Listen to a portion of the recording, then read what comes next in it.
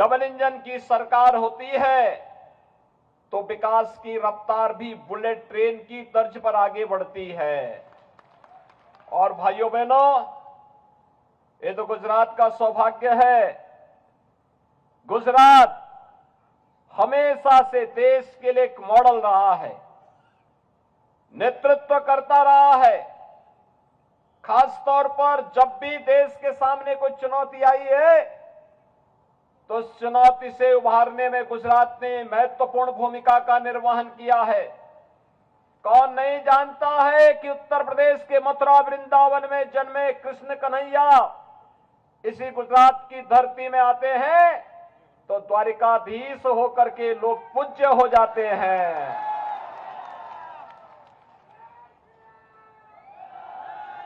कौन नहीं जानता कि उत्तर प्रदेश की धरती में जन्मे भगवान स्वामीनारायण गुजरात की धरती में आते हैं, भगवान स्वामीनारायण के रूप में लोग पूज्य हो जाते हैं। और भाइयों बहनों, ये गुजरात की धरती का महात्मा है। सामाजिक बिखराव की स्थिति जब मध्यकाल में मुगल आक्रांताओं के कारण भारतीय समाज में देखने को मिला था, तब स्वामी दयानंद सरस्वती भी इसी धरती की देन है। देश की आजादी में जब किम कर्तव्य विमूढ़ की स्थिति दिखाई दे रही थी, लोगों में भय था कि पता नहीं क्या होगा, देश लगता है कभी आजाद नहीं होगा। उस समय देश की आजादी को मुखर स्वर देने और उसका नेतृत्व करने के लिए आजादी के आंदोलन के महानायक राष्ट्रपिता महात्मा गांधी आए और जिनके नेतृत्व में देश स्वाधीन हुआ। ये भी गुजरात की धरती की देन है। भाइयों बहनों, ये गुजरात की धरती की देन है। देश की आजादी के बाद भारत का एकीकरण का एक चुनौती थी।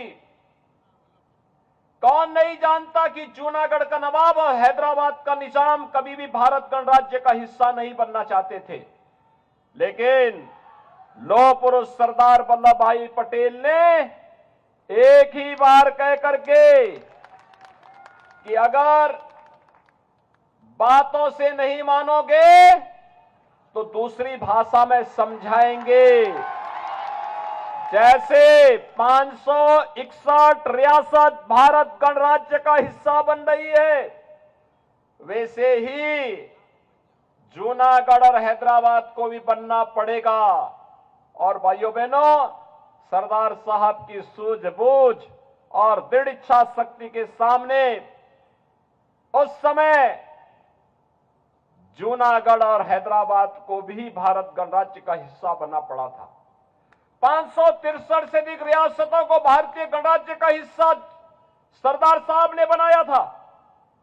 और भाइयों बहनों, जब भारत की राजनीति अविश्वास और कांग्रेस के भ्रष्टाचार के कारण व्यापक असंतोष और अव्यवस्था का कारण बन रही थी, तब गुजरात के तत्कालीन मुख्यमंत्री श्री नरेंद्र भाई मोदी जी को भारत की कमान गुजरात की ओर से देने को मिला।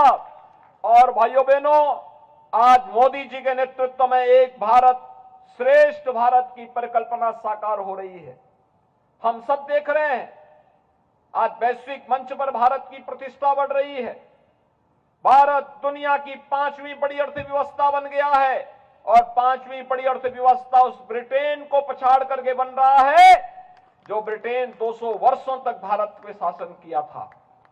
आज उस ब्रिटेन को पिछाड़ करके भारत दुनिया की 5वीं बड़ी अर्थव्यवस्था बना है।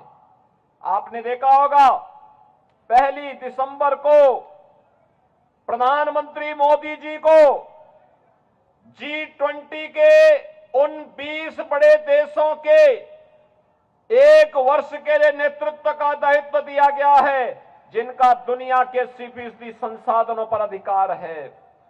आजादी के अमृत महोत्सव वर्ष में इससे बड़े गौरव की बात ये बताती है कि वैश्विक मंच पर भारत की प्रतिष्ठा बढ़ रही है।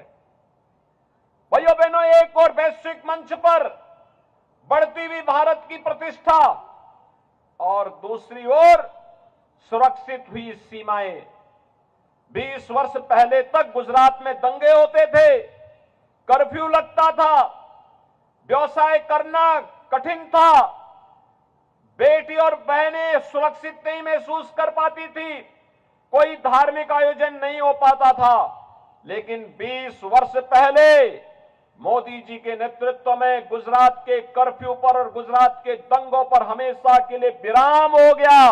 अब गुजरात में कर्फ्यू नहीं, गुजरात में दंगे नहीं, गुजरात का ये मॉडल देश के अंदर आतंकवाद, नक्सलवाद और अलगाववाद को समाप्त करने के काम आ रहा है। आज भारत आतंकवाद से मुक्त हो गया है, नक्सलवाद से मुक्त हो गया है, अलगाववाद से भी मुक्त हो गया है। ये भारत की बढ़ती हुई प्रतिष्ठा का प्रमाण है। सुरक्षित भारत का एक नया मॉडल है दुनिया के सामने। और भाइयों बहनों, सुरक्षित भारत भी है तो अपने लोगों का ध्यान और उसके प्रति संवेदना कैसे होनी चाहिए। सामान्य दिनों में मोदी जी ने अनेक योजनाएं दी। हर गरीब को सिर ढकने के लिए प्रधानमंत्री आवास योजना, हर गरीब के घर में शौचालय का निर्माण, हर गरीब को 5 लाख रुपए की आयुष्मान भारत की योजना, हर गरीब के लिए राशन की सुविधा, हर गरीब को विद्युत के कनेक्शन, हर गरीब को उज्ज्वला योजना में रसोई गैस का कनेक्शन, ये तमाम योजनाएं तो दी ही हैं। भाइयों बहनों, कोरोना कालखंड में जब दुनिया अस्त व्यस्त हो गई थी, हर व्यक्ति अपनी जान बचा रहा था, तब प्रधानमंत्री मोदी जी अपने देश के 135 करोड़ लोगों को बचाने के लिए वैज्ञानिकों की बैठकें जगह जगह लेकर के वैक्सीन बनाने के कार्य के साथ जुटे हुए थे। पहली बार हुआ है कि किसी महामारी के दौरान इतनी जल्दी वैक्सीन मिली हो, फ्री में टेस्ट, फ्री में उपचार, फ्री में वैक्सीन और फ्री में 80 करोड़ लोगों को देश के अंदर राशन की सुविधा भी ये मोदी जी ने कराई। डबल इंजन की सरकार थी, डबल डोज राशन की मिल रही थी। भाइयों बहनों, ये पहले कभी नहीं हो पाया। राशन के साथ साथ लोक कल्याणकारी योजनाओं का लाभ ये भी मिल रहा है और साथ साथ आपकी आस्था को भी सम्मान मिल रहा है। मैं तो अयोध्या से आता हूं। भगवान राम के भव्य मंदिर का निर्माण अयोध्या में प्रारंभ हो गया है। 500 वर्षों में जो काम नहीं हो पाया, जिसके लिए हिंदुओं पे गोलियां चलती थीं, लाठियां चलती थीं, संतों का जाना वहां वर्जित कर दिया जाता था, रोक दिया जाता था, उस कार्य को मोदी जी ने एक झटके में सूझबूझ के साथ, दृढ़ इच्छा शक्ति के साथ उसका भी समाधान कर दिया और स्वयं अयोध्या आए और अयोध्या में रामलला के मंदिर का शुभारंभ अपने कर कमलों से करके भगवान राम के भव्य मंदिर के निर्माण का कार्य भी आगे बढ़ा दिया। काशी में काशी विश्वनाथ का धाम बन गया। भाइयों बहनों, उज्जैन मध्य प्रदेश में महाकाल का महालोक का निर्माण हो रहा है। उत्तराखंड केदारपुरी में केदारनाथ धाम और बद्रीनाथ में बद्रीनाथ धाम का पुनरुद्धार और सुंदरीकरण का कार्य हो रहा है।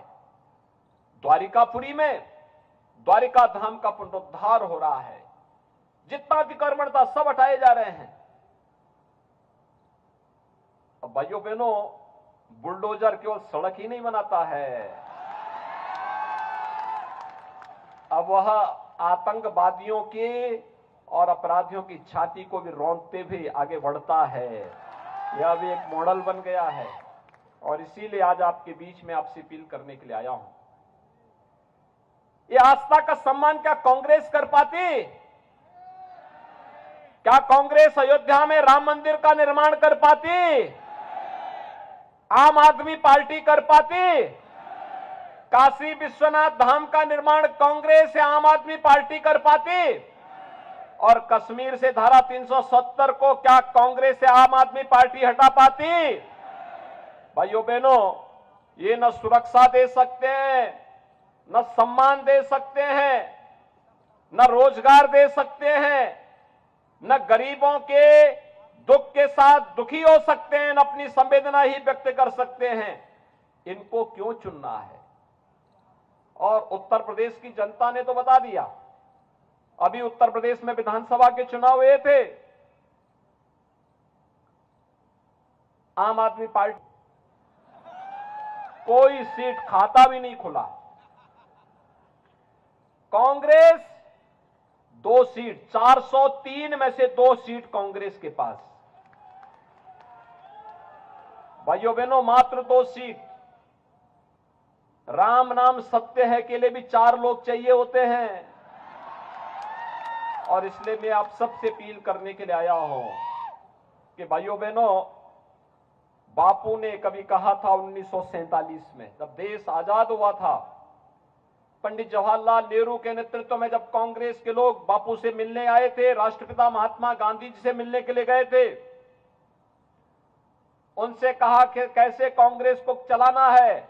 उन्होंने कहा देश आजाद हो गया है, कांग्रेस की आवश्यकता नहीं, इसको विसर्जित कर दीजिए।